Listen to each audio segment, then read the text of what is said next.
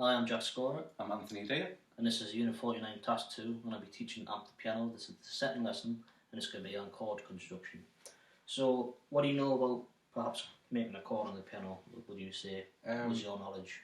It was literally just what I was playing when we found, before I even knew what any note was. Yeah. So if I was randomly selecting a white key, Yeah. I knew that moving, well, I even thought of it as semitones, but Yeah. technically you're moving a tone, Yeah.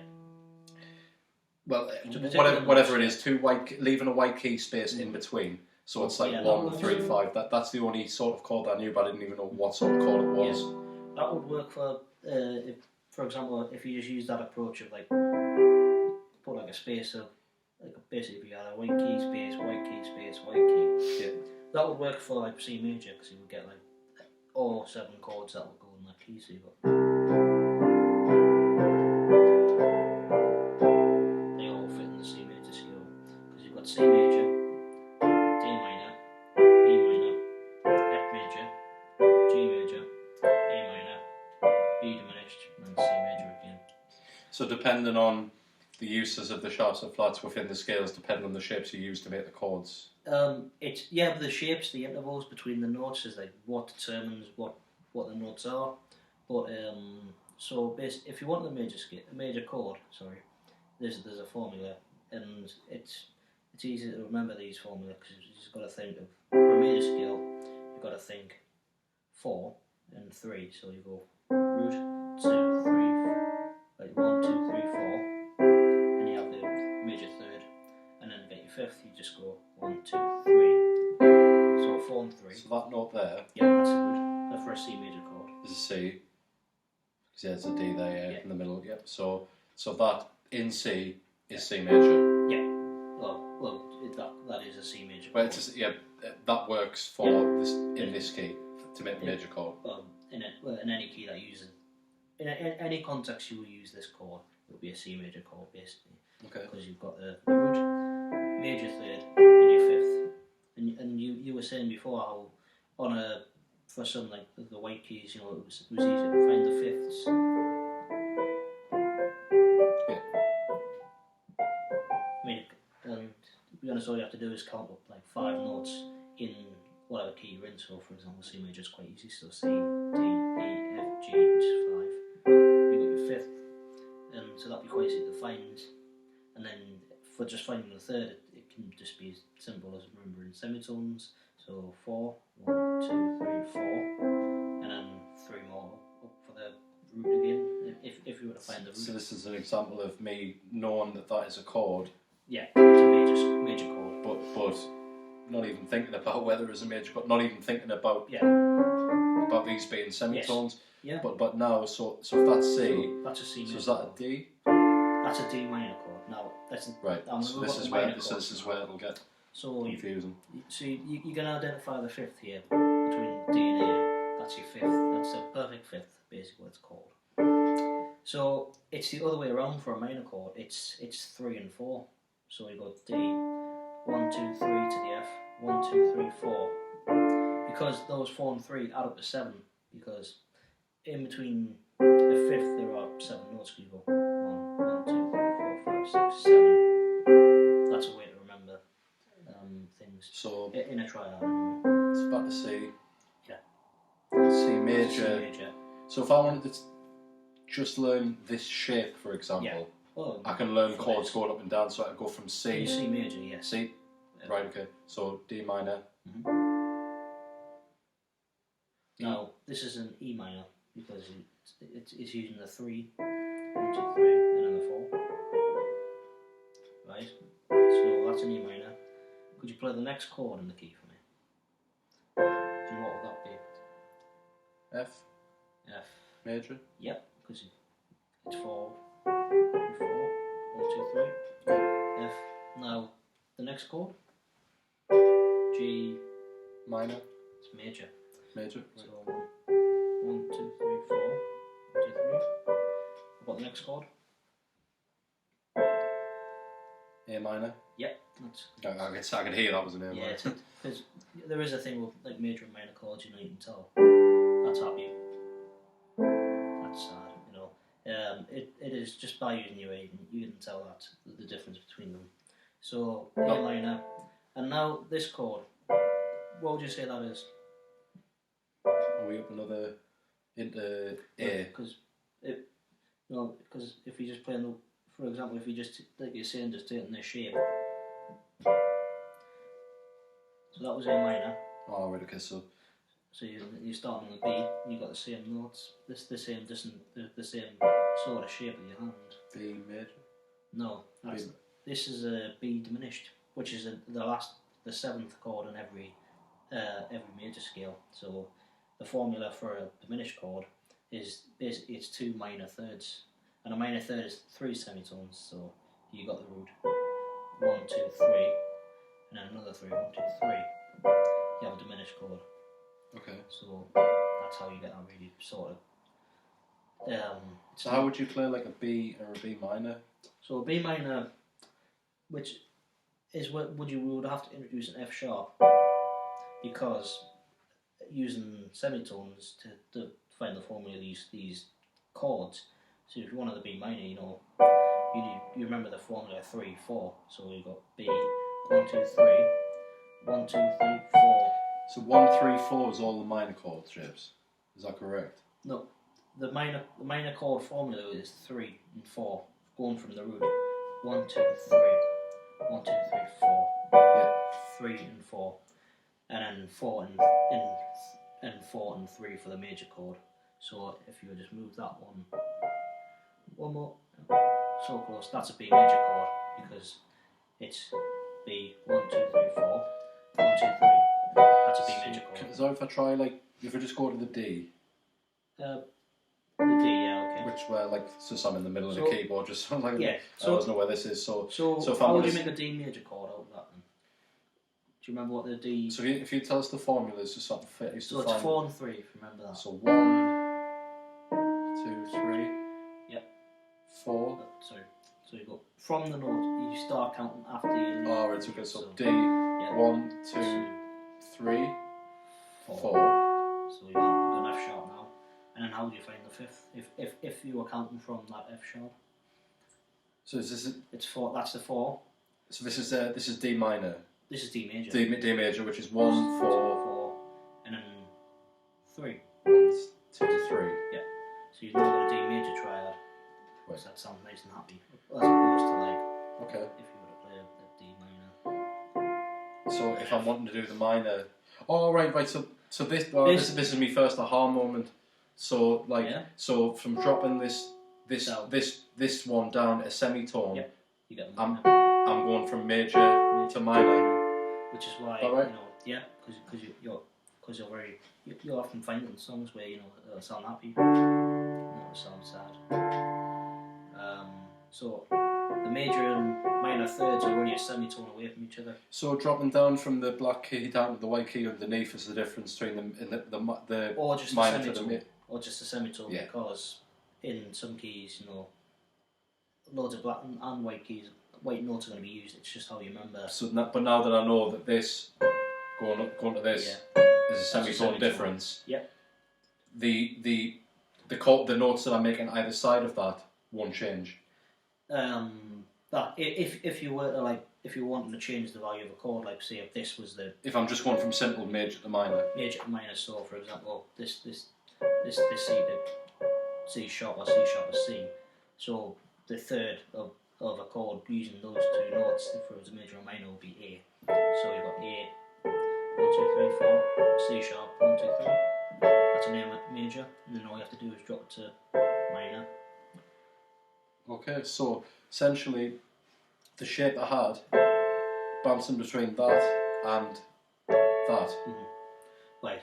So now what I want you to do is play me a G major chord, if you know what that is. So D, E, F sharp, G. Oh, yeah. Well, that's the So G. And you want us to do a major now? If you want me to make a G major triad, how would you play using that? the first, and then 1, 2, 3, 4. Yep. First and fourth. And then the fifth, which would be 3. That's your 4 there, and then 1, 2, 3. Oh yeah, it's because I'm not counting from the note again. So that's a G, G major chord. G major. How would you make that minor? Yeah, add the B flat or an A sharp. It just depends what the context of the. Or for me, is. the one above the middle. Or below, above or below. Above, like, yeah. It's. I mean, like physically above. Yeah. So, all right, okay, I remember that. So, G major, G minor. Yeah. So you now know basically the formulas of, because it doesn't really matter what notes have been used, black or white, just as long as the intervals in between. So you've got an F sharp major, the relation to them all F sharp, all the black keys, because they're all F. You've got an F sharp 1, 2, 3, 4, 1, 2, 3, which is a major. You know, drop it down minor 1, 2, 3, 1, 2, 3, 4. And then you know you get chords that use, like for example, B major, which uses 2 sharps and only one. Two black notes and only one white note. Because it's 3, 4, 1, 2, 3. So yeah, once you get the intervals under your fingers and those formulas, you know you'll it might take time to naturally know where, like from a root position, a major chord is, like in what you want to find. So, and I might be getting ahead of myself here, but if I'm going from right. D, yeah, and I wanted to make the D minor, right. So if you know how to make a D major chord, and you can just go down and make a D minor. So I'm right in saying this is 1, 2, 3, 4, 5, 6, 7. Yeah, because there's 7 notes in between like a fifth. And you start from here, so D, and then 1, 2, 3, 4, 5, 6, 7. 7 notes up to the perfect fifth, and that's why I use 3 and 4 and 4 and 3. So if I want to do like an A minor 7, do I add these two on? Like add this Not one? quite. No, because you've asked about major and minor 7s, so I think we'll just start with minor 7s, because you've got and I'm going to major 7s as well. So you have an A minor chord here, which is all the white keys. Yeah.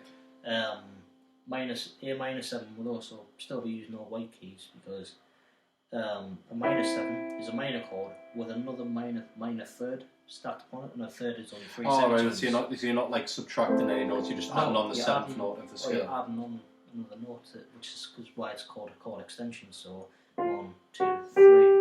So you've now got a minor 7. And major 7 by just bouncing between these and leaving them.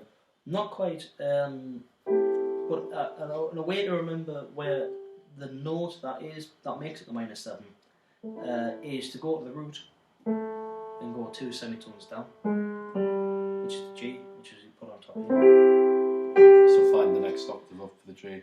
Yeah.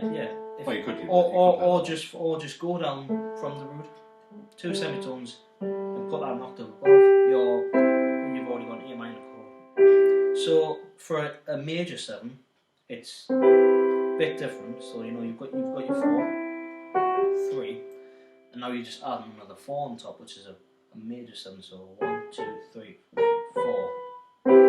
That's a major 7. Okay. Which is a bit dissonant, because, and I'll tell you why that is, because the major 7 is only a semitone away from the root, so it sort of clashes. And obviously you have to voice it so it doesn't quite clash, because it'll still clash, but with the extra notes in it gives like this major chord a bit more personality, and it doesn't quite clash as much as if you were just doing. Yeah. You can hear the clash, but you know why it clashes, because it's a semitone, and then you apply the other note, and it's a major 7. So do you know also about dominant 7s, or just 7ths? Well, basically what it's used often in like blues music. So what you have a major triad, but instead of going up a major 4, another 4 notes for a major 7th, you go up 3. You put a minor 7th on top. I mean, I recognise the sound of it in from bits of music and quite bluesy, you know. It's heard everywhere in like blues, rock and roll music, you know. Yeah. So like I say, just putting a minor third on top of a major scale. 1, 2, 3. Or again, you could go 2 semitones down from the root, like you go for a minor seventh anyway. Like I was showing you with the A, 1, 2, which is the G. But with the C, it's a B flat, so you go C, B, C, B, B flat. So, and then you put that up an octave, and then put the major chord underneath it. You have a dominant 7th chord. Yeah. So, if I told you to make a D minor 7 chord, how would you go about that? If you remember what the for a minor chord, what the formula is for that, just a basic minor triad. 3, yeah. Minor third, that's a minor third interval there. And then another 4, make the 5th. Yeah. So now you've got a D minor triad there. How would you get a minor 7th on top of that? Do you think? Oh, not quite. Have to see, because oh yeah, they're all equally spaced apart on the like they are, which is handy for C major 7th chords on a piano. So if I were to show you, you've got C major 7, D minor 7, E minor 7, F major 7. Now this is where it changes. This is something new, so it's G. It's now G7 because you've got that G and F, which are a tone apart, which makes a 7 because it's a minor third on top of a major triad, which is the fifth chord of a major key, which becomes a dominant 7, and that which can often be used to so if I just play G7, which resolves the C nicely. So in progressions you'll have to hear the 5, 7, 1 back to the root home. So again, so you got a G7, A minor 7, and now you go back to this B diminished. You got something completely different, which is now 1, 2, 3, 4 above, which makes a half diminished chord. But that's a bit too complicated, so I won't quite get into that. But like for your basic sort of the 3 ones you'll need in like popular music, which are like major 7s, minor 7s, and dominant 7s, so just 7s as the often chord. So do you understand how that works? And sort of I do. I mean, I can review this. I just start with the basic majors and minors, and then work up to that.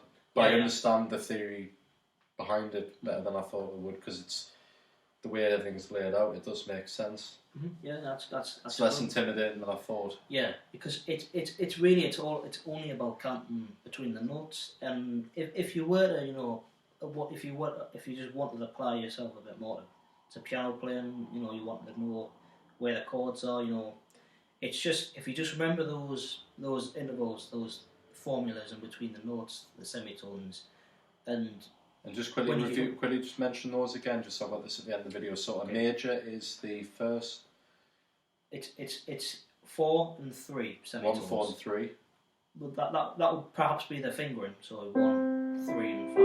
If I think that might be what you're referring to, but it doesn't really matter because you No, I mean in terms of the notes between the. Sorry. Yeah, you have your first, your third, and your fifth, which is like the main sort of 3 notes. But like each of these notes can be altered to make like a different chord. So, like for example, you got your major chord, so you got your root and your perfect fifth, major third, and you got minor third. Yeah. So essentially, I know it's not the same for every key. Yeah, because you're gonna have like black notes in between and everything. Yeah. But as long as I'm following those rules. Yeah. And following it a semitone at a time. Yes. Yeah. That makes sense. It can be like quite a mountain at the start, but like if you stick to it and you'll remember these, you just basically remember the shapes. I think what I'll be able to do is just remembering that. Yeah. Not even knowing what's third, fifth, where the root note is. I think remembering that shape, trying it elsewhere up and down, exactly. And then hearing, oh no, I need to change that note, I think I'll be able to use that to figure it out. Yeah, because you can apply that anywhere on the keyboard. You know, you can take this B flat chord, for example, and go B flat minor. Yeah. So, so you understand about the major thirds and minor thirds and how like the sort of the difference. So like you got 4, 3, and then for a minor it's like 3, 3, 1, 2, 3, 4. I think that's the first time I've used black and white keys together, and it actually makes sense. Because it does, because you know you shouldn't. It can be quite scary, you know. Like you see all these white keys, you can bash away at them. They sound half decent, you know, but once you start having all these black keys, you know, they sound quite dissonant. But you know, understand the relation between them. And because like I was saying, I think it was in the first lesson, like this C to B before the C. It's all just it's 12 notes, and I like to think of them more like a unit. You know, there's only 12 notes, and you know you see all these keys from the next octave. Yeah, because and everything your scales, your chords, everything you can find are within those 2 octaves essentially in your little box there. Well, within any octave, because you know you could take a C octave, you could take a G octave, you know you could take an A sharp octave, you know, and anything in between that is like 12 notes. Technically you could still you still make those same chords using higher octaves and lower octaves. Yeah, because but staying in your pocket. Yeah, because that's where you once are you know. chords. Yeah, because if you know where, like you're saying about finding the reference points, which was D, and you find C, you find B, you find A, you find G, and then F, E, D again, or upwards D, E, F, G, A, B, C, D. Just finding those reference points and just understanding that basically you know they're all the same. There's like I say, there's only 12 notes. Yeah. And it just repeats itself throughout the keyboard, just like from a lower C to a higher C and a higher C, another C, another C, another C, another C, another C, right top. See, they're all the same notes, but like with a different pitch. You know, whether be higher or lower. So basically it's just a variable. So I can still make that chord going. That's just the same chord, yes, actually, because you've got a play the B diminished chord there, so you've got the B, D, you put an F all the way up here, because they're still related to each other, you know. That's what I think you can just do that to add different colour and different sounds. Which is why, for example, some people will just play the root and the fifth, you know, because they're keeping the sort of the key of the chord, like, you know, making sure it's in key, and then just play an E. Because you play an E, which is the major third, and a G, which is the fifth, you know, you play a C, and you can add a B, which is the seventh, major seventh, you know. There's less to think about in it as well. Like, you can free up your right hand more until you get used to the chords off. Muscle memory. Yeah, and you know, when you start moving the different chords, you know, you might learn B major or like G sharp major. You'll start to remember where these chords are, and you won't even have to think about how to get in between each note, because you'll know it'll fall naturally onto your fingers, because you know that's just the major third between these notes here. I honestly think that the way you've explained that's quite sunk in quite well. I don't think I'll forget that. In terms of making major and minor chords, and I think just more explore up and down them all, get your head around where the shapes are. So what you should do is just, well, I wouldn't say study, just have fun with it. Obviously, just remember, you know, these formulas, where each note is, how it relates to another note, and that kind of thing, like within like the context of a certain like key or a major scale. And then, you know, you can use that to build on and literally do anything within music. It's like it's literally, these are literally all the building blocks of music, really. So yeah, I think you've done well in this lesson. Awesome, thank you. That's great. That's about 25 minutes now. I think, I'll be honest. Do you think that's covered in 2 lessons? More or less, I think. Like,